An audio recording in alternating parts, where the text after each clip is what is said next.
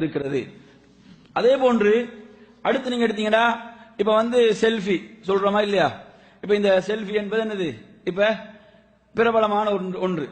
இப்ப இதுல நீங்க எடுத்தீங்கன்னா உண்மையில அதை எடுக்கிறவன கூட இப்ப நோக்கம் தெரியாத அளவுக்கு மாறிக்கொண்டிருக்கு இல்லைங்களா? என்ன நோக்கத்துக்காக எடுக்கிறான் என்பதே என்னது இன்று புரியுதில்லை.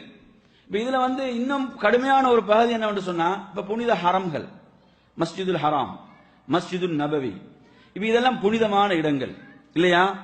இதனுடைய புனிதத்துவங்கள் எவ்வளவு பேணப்பட வேண்டும் கொஞ்சம் நினைச்சு பாருங்க. சுப்ஹானல்லாஹ், இவைகள் எல்லாம் அல்லாஹ்வால் புனிதப்படுத்தப்பட்ட இடங்கள்.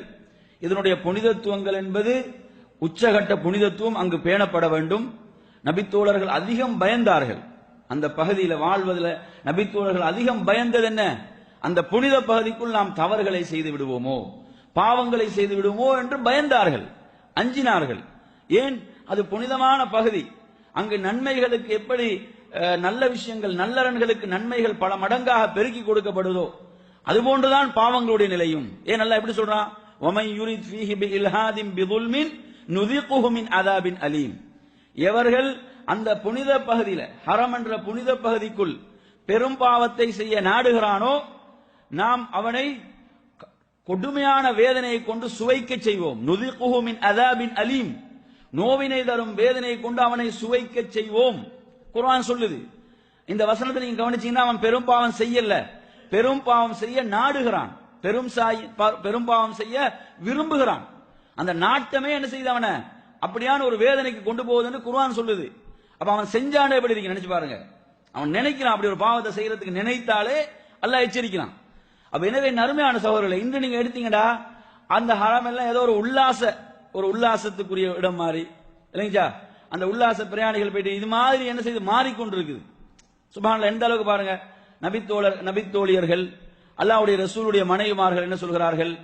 அந்நிய ஆடவர்கள் நமக்கு பக்கத்தால் செல்லும் போது நமது முகங்களை நாம் மறைத்துக் கொள்வோம். ஏன்னா இஹ்ராம்ல பெண்கள் முகத்தை திறந்திருக்க வேண்டும், அதான் சட்டம்.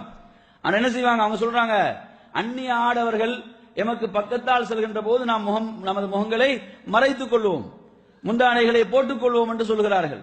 இன்று நீங்க எல்லாம் வரிசையில இருந்து சிரிச்சு போட்டோ எடுக்கிறாங்க. அதெல்லாம் ஒரு காட்சியா பாக்குறாங்க இல்லையா?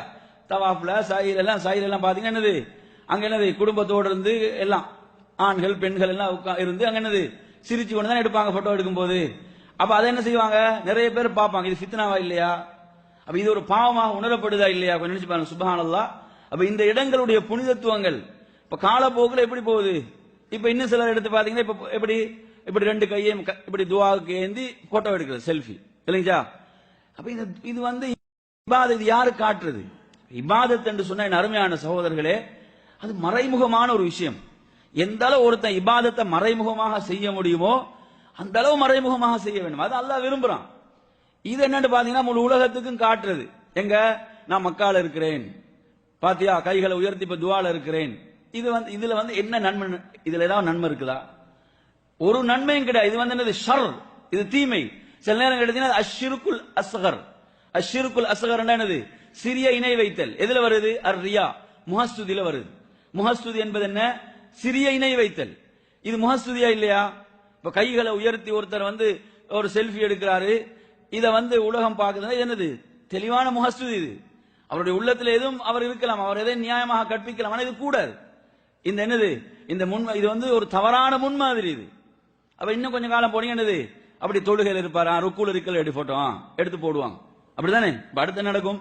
ருக்குல இருக்கக்குள்ள ஒரு செல்ஃபி, சுஜூதுல இருக்கக்குள்ள செல்ஃபி எடுத்து என்ன செய்யறது? அப்படி என்னது? ஒரு பரிமாண வளர்ச்சி. இது இப்படி போகும். அப்ப எனவே நறுமையான சகோதரர்களே, இது ஒரு மோசமான ஒரு நடைமுறை. அதிலும் குறிப்பாக புனித ஹரம் என்ற பகுதி. நான் உங்களுக்கு தெளிவா சொன்னேன், அறிஞர்கள் இந்த போட்டோவை அனுமதி கொடுத்தாங்கன்ற பொதுவான அனுமதி அல்ல. பொதுவா கொடுக்கல. அவங்க அனுமதி எப்படி கொடுக்கறாங்கன்னா, தேவை வந்தால், தேவை என்று இருந்தால் அனுமதி, அப்படிதான் சொல்றாங்க. இது சும்மா அனுமதி அல்ல. எல்லா அறிஞர்களும் சொல்லும் போது சொல்றாங்க. சில அறிஞர்கள் சொல்கிறார்கள் எப்படி? கட்டாயம் என்றிருந்தால் அனுமதி கொடுக்கக்கூடிய ஒரு சாரார், இன்னும் ஒரு சாரார் அனுமதி கொடுக்கிறாங்க. அதுல தேவை ஒன்று இருக்குது, ஒரு தேவை இருக்குதுன்னா அனுமதி. அப்படி இல்லாம இன்று நீங்க எடுத்தீங்கன்னா இது அர்த்தம் இல்லாம போயிட்டு, இது என்ன செய்யுது? ஒரு அர்த்தம் இல்லாத ஒன்றாக இது மாறிவிட்டது. எனவே நறுமை